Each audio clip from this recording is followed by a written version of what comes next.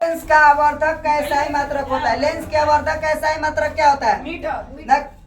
मात्रक विहीन। आवर्धक का एसआई, लेंस के आवर्धक का एसआई मात्रक मात्रक विहीन। मात्रक विहीन। मात्रक विहीन किसका एसआई मात्रक है? लेंस के आवर्धक का। लेंस के आवर्धक का। लेंस के आवर्धक का एसआई मात्रक क्या होता है? मात्रक विहीन। लेंस के आवर्धक का एसआई मात्रक मात्रक विहीन। अवतल दर्पण की फोकस दूरी होती है, कैसा होती है? सुनिएगा पहले। ऋणात्मक धनात्मक, ऋणात्मक धनात्मक दोनों शून्य। किसका होता है? ऋणात्मक। अवतल दर्पण के फोकस दूरी क्या होती है? ऋणात्मक। ऑप्शन सुन लीजिएगा तब बोलिएगा, ठीक है? अवतल दर्पण की फोकस दूरी क्या होती है? ऋणात्मक। अवतल दर्पण की फोकस दूरी ऋणात्मक। कोई दिक्कत है? अब लेंस की आवर्धक की एसआई मात्रक क्या होता है? मात्रक विहीन। लेंस की आवर्धक की एसआई मात्रक मात्रक विहीन। आगे देखिएगा, निम्न में कौन लेंस की क्षमता मात्रक है? निम्न में कौन लेंस की क्षमता मात्रक है? पहला ऑप्शन है जूल, दूसरा वाट, तीसरा डायोप्टर, चौथा ऑर्ग। क्या होगा? डायोप्टर। डायोप्टर। डायोप्टर किसका? लेंस की क्षमता की मात्रक होता है। लेंस की क्षमता की मात्रक होता है। लेंस की क्षमता की मात्रक क्या होता है? लेंस की क्षमता की मात्रक क्या होता है? अब पूछ देगा कि जैसे वो क्वेश्चन पलट देगा कि डायोप्टर किसका मात्रक है?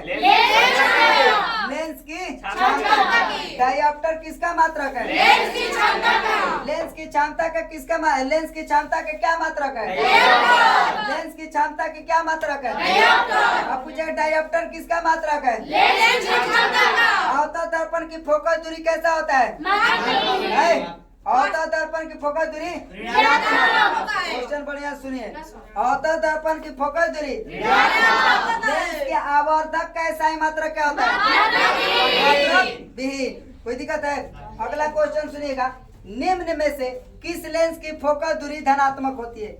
निम्न में से किस लेंस की फोकस दूरी धनात्मक होती है? पहला अवतल लेंस, दूसरा उत्तल लेंस, तीसरा समतल और अवतल लेंस, चौथा इनमें से कोई नहीं। क्या होगा इसमें से? उत्तल लेंस। उत्तल लेंस। पहले क्वेश्चन सुन लो बढ़िया से, ठीक है? क्वेश्चन सुन लीजिए बढ़िया से, ठीक है? आगे देखा जाए।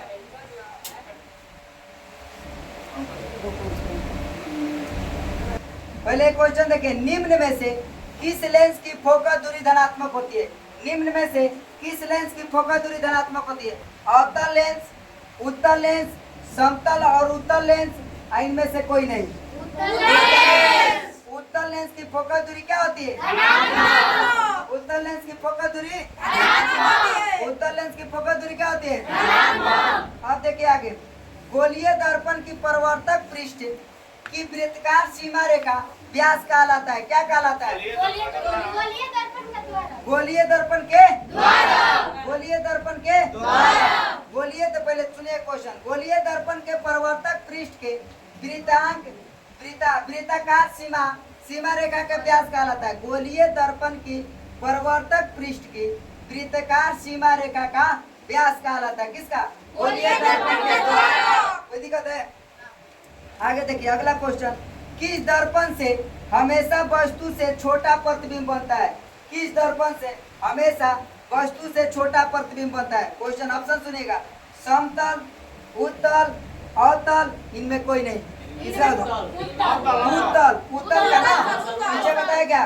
उत्तल का क्या बनता है? छोटा। वस्तु से छोटा प्रतिबिंब बनता है। वस्तु से छोटा प्रतिबिंब। प्रकाश का चाल न्यूनतम होता है किसमें?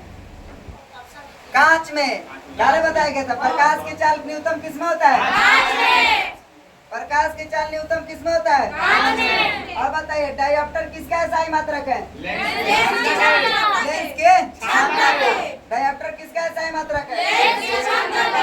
फोकस दूरी किस लेंस का बताइएगा? किस लेंस की फोकस दूरी धनात्मक होती है?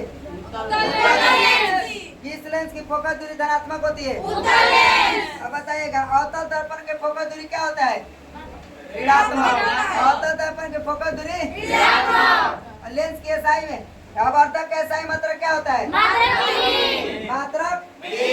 अब बताइए गोलीय दर्पण के परावर्तक पृष्ठ के वृत्ताकार सीमा रेखा के व्यास क्या कहलाता है?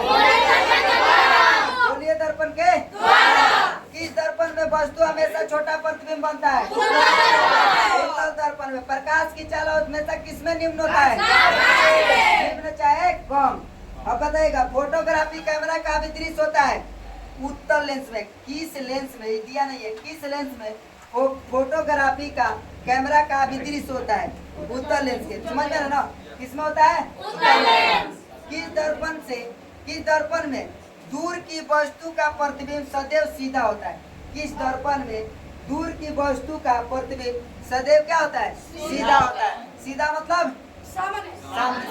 सीधा होता है। देखिएगा ऑप्शन सुनिएगा। और केवल अवतल में, दूसरा केवल उत्तल में, तीसरा केवल समतल में, चौथा समतल और उत्तल दोनों में। समतल और दोनों में। समतल और उत्तल दर्पण में क्या होता है ना कि वस्तु के दर्पण के सामने रखेंगे तो सदैव क्या बनेगा? सीधा बनेगा। समतल और उत्तल में सदैव मतलब हमेशा क्या बनेगा? सीधा बनेगा। कोई दिक्कत है? चलिए रहने दीजिए इतना ही।